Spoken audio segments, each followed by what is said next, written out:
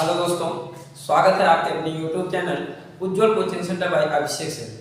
जैसे कि आप जानते हैं कि आज आपका paper UP board high school का हिंदी का पेपर हुआ है। उसमें जो बहुविकल्पी क्वेश्चन 20 ऑब्जेक्टिव क्वेश्चन आए थे वो कौन से सही हैं उसको हम मिलवा रहे हैं, आप मिलाइए। पहला क्वेश्चन जो दिया गया है बहुविकल्पी का पहला क्वेश्चन वैदेही वनवास। पहला क्वेश्चन यही आया है, वैदेही वनवास। वैदेही वनवास के रचनाकार, यही क्वेश्चन पूछा गया है। वैदेही वनवास के रचनाकार हैं तो इसमें ऑप्शन हमारा है मैथिली शरण गुप्त, महादेवी वर्मा, अयोध्या सिंह उपाध्याय हरिऔध, सियाराम शरण गुप्त। तो इसमें हमारा तीसरा ऑप्शन सही होगा जो कि है अयोध्या सिंह उपाध्याय हरिऔध। अयोध्या सिंह उपाध्याय हरिऔध, ये इनकी रचना है। अयोध्या सिंह उपाध्याय हरिऔध की रचना है। दूसरा क्वेश्चन दिया गया है, दूसरा क्वेश्चन है प्रयोगवाद के कवि। तो प्रयोगवाद के कवि कौन है? प्रयोगवाद के कवि, प्रयोगवाद के कवि। तो प्रयोगवाद के कवि कौन है? इसमें हमारा ऑप्शन होगा अज्ञेय। प्रयोगवाद के कवि कौन है? अज्ञेय है प्रयोगवाद के कवि।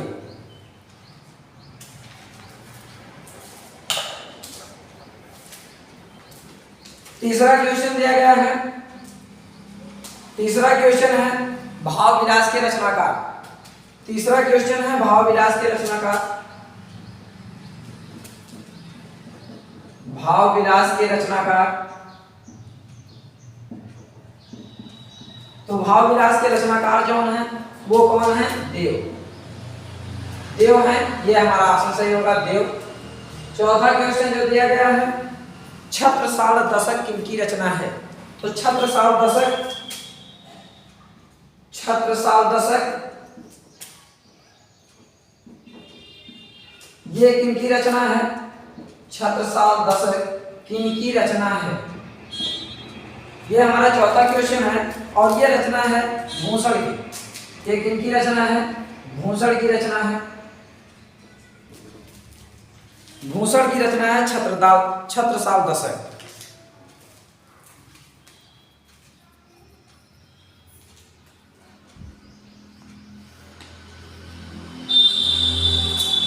मिलाते रहिएगा, जो जो क्वेश्चन किए हैं वो अपना मिलाते रहेंगे। वैदेही वनवास के रचनाकार अयोध्या सिंह उपाध्याय हरिऔध, प्रयोगवाद के कवि अज्ञेय, भाव विलास के रचनाकार देव, छत्रसाल दशक किनकी रचना है? तो भूषण की रचना है।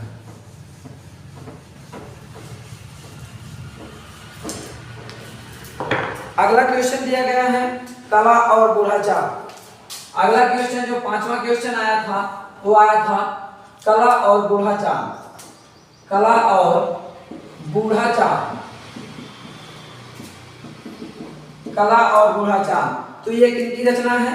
तो ये सुमित्रानंद पंत की रचना है। सुमित्रानंद पंत की रचना है। सुमित्रानंदन पंत की रचना है। ये ऑप्शन सही होगा डी ऑप्शन सही होगा, सुमित्रानंद पंत की रचना है। सुभद्रा कुमारी, कला और बूढ़ाचाल ये सुमित्रानंद पंत की रचना है। छठवां क्वेश्चन दिया गया है नीड़ का निर्माण फिर। नीड़ का निर्माण फिर, नीड़ का निर्माण फिर हरिवंश राय बच्चन की रचना है। ये हरिवंश राय बच्चन की रचना है। लेकिन पूछा क्वेश्चन है नीड़ का निर्माण फिर किस विधा की रचना है? तो ये है आत्मकथा। ये किस विधा की रचना है? आत्मकथा विधा की रचना है। अगला जो क्वेश्चन पूछा गया है निम्नलिखित में से शुक्ल युग के लेखक। तो शुक्ल युग के लेखक कौन है बेटा? मोहन राकेश। सॉरी, शुक्ल युग के लेखक, शुक्ल युग के लेखक कौन है? श्याम सुंदर दास। शुक्ल युग के लेखक कौन है? शुक्ल युग के लेखक निम्नलिखित में से शुक्ल युग के लेखक कौन है? तो श्याम सुंदर दास है शुक्ल युग के लेखक, श्याम सुंदर दास। आठवां क्वेश्चन पूछा है 8वां क्वेश्चन पूछा है,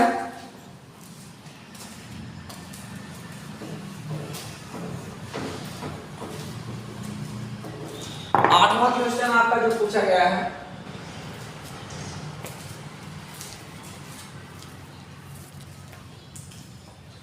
आठवां क्वेश्चन है निम्नलिखित कथनों में से कोई एक कथन सही है। सही जो कथन दिया गया उसी कथन को हमें चुनना है। शशांक के रचनाकार आचार्य रामचंद्र शुक्ल हैं, नहीं ये गलत है। आकाशदीप कहानी के लेखक कौन है? रामकुमार वर्मा, यह भी गलत है। इसमें हमारा सही है भारतेंदु हरिश्चंद्र आलोचना साहित्य के जनक माने गए हैं। भारतेंदु हरिश्चंद्र आलोचना साहित्य के जनक माने जाते हैं, यही हमारा क्वेश्चन सही होगा। 8वें क्वेश्चन में निम्नलिखित कथनों में से कौन सा कथन सही है? कौन सा कथन सही है? तो इसमें हमारा जो सही है 8वां क्वेश्चन, उसमें हमारा सी ऑप्शन सही है। भारतेंदु हरिश्चंद्र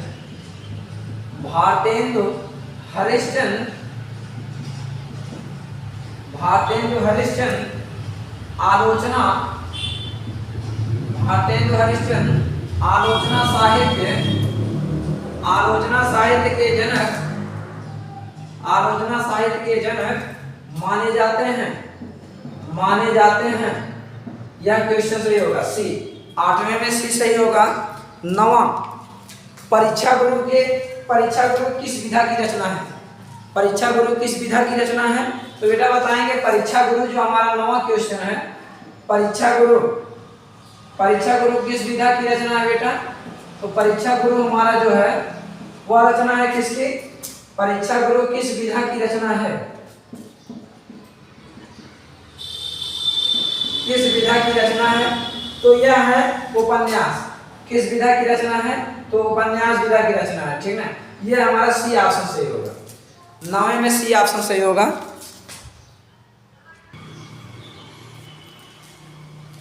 परीक्षा गुरु किस विधा की रचना है? तो परीक्षा गुरु उपन्यास विधा की रचना है। 10वां क्वेश्चन हमारा जो पूछा गया है, रस के कितने अंग होते हैं? तो रस के कितने अंग होते हैं? रस के कितने अंग होते हैं? रस के कितने अंग होते हैं? तो ऑप्शन दिया है 5, 3, इनमें से कोई नहीं 4, तो 4 अंग होते हैं। रस के कितने अंग होते हैं? 4 अंग होते हैं। कौन कौन होता है? अस्थाई भाव, विभाव, अनुभाव तथा संचारी भाव, ये 4 अंग रस के होते हैं। अगला क्वेश्चन पूछा गया है,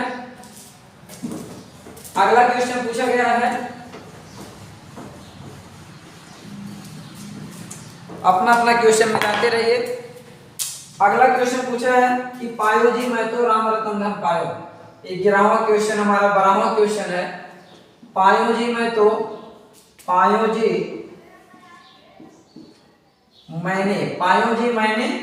राम रतन धन पायो। पंक्ति में कौन सा अलंकार है? तो इसमें देखिए पायो जी मैं तो राम रतन धन पायो में रूपक अलंकार होगा। कौन सा होगा? रूपक अलंकार होगा। रूपक अलंकार, पायो जी मैं तो राम रतन धन पायो, रूपक अलंकार है इसमें। अगला क्वेश्चन 13वां क्वेश्चन जो दिया गया है, सोरठा के पहले चरण में कितनी मात्राएं होती हैं? तो सोरठा के पहले चरण में 11 मात्राएं होती हैं। सी ऑप्शन इसमें करेक्ट होगा। सी ऑप्शन 11 मात्राएं होती हैं। सोरठा के पहले चरण में 11 मात्राएं, पहले और तीसरे चरण में 11-11, दूसरे और चौथे में 13-13 मात्राएं होती हैं सोरठा में। अगला दिया है, अगला क्वेश्चन, निर्दय शब्द में प्रयुक्त उपसर्ग। निर्दय शब्द में प्रयुक्त उपसर्ग है, तो ये हो जाएगा हमारा कौन सा? निर उपसर्ग बनेगा। कौन सा उपसर्ग बनेगा? निर उपसर्ग बनेगा। अगला क्वेश्चन दिया गया है, अगला जो क्वेश्चन दिया गया है, नीलगाय अगला क्वेश्चन है नीलगाय। नीलगाय में कौन सा समास है? तो नीलगाय में कौन सा समास है? तो नीलगाय में होता है नीला है गाय जो, नीला है गाय जो। तो नीला है गाय जो के समान आता है, तो कर्मधारय समास। कौन सा समास बनेगा? कर्मधारय समास। है जो के समान कर्मधारय समास।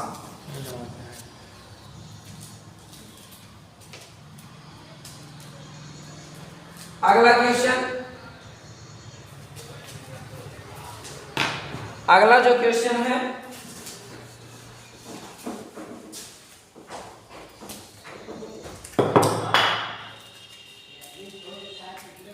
खेत का पूछा है। खेत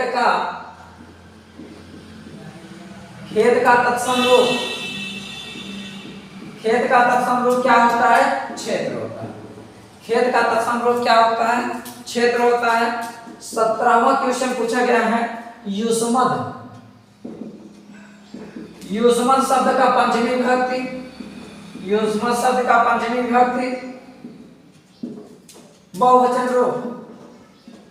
युष्मत शब्द का पंचमी विभक्ति बहुवचन रूप कौन होता है? तो युष्मत होता है। युष्मत, सी ऑप्शन सही होगा, युष्मत होता है। अगला दिया 18वां क्वेश्चन। 18वां जो क्वेश्चन दिया गया है,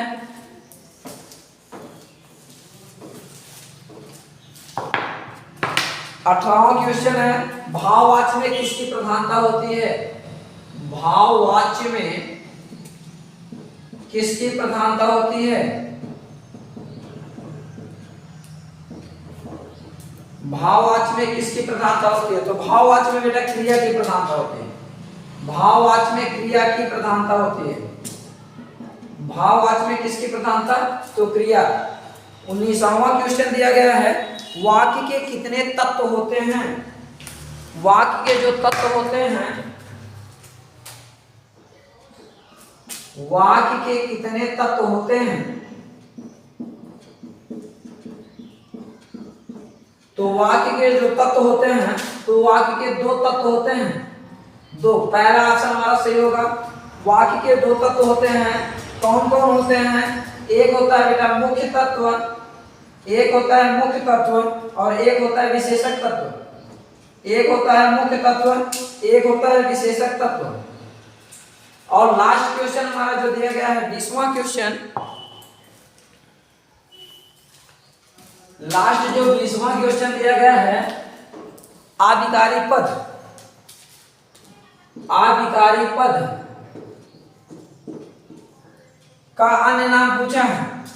का आधिकारी पद को किस नाम से जाना जाता है? अन्य किस नाम से जाना जाता है?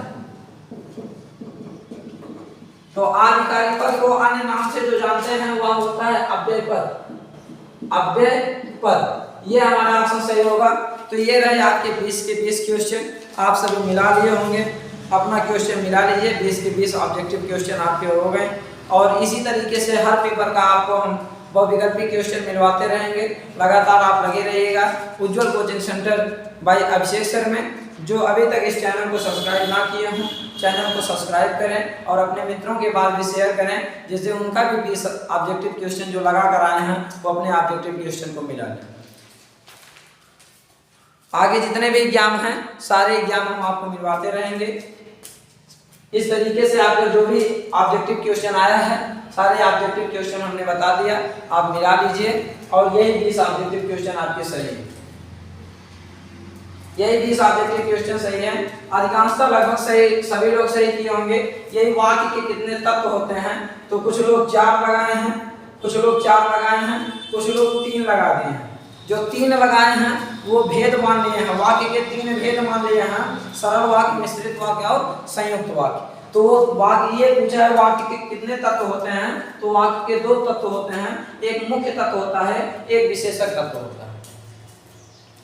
ये इसी प्रकार आपके जो क्वेश्चन आएंगे हम सारे क्वेश्चन को आपको मिलवाते रहेंगे। आज के लिए इतना ही, फिर मिलते हैं अगले वीडियो में।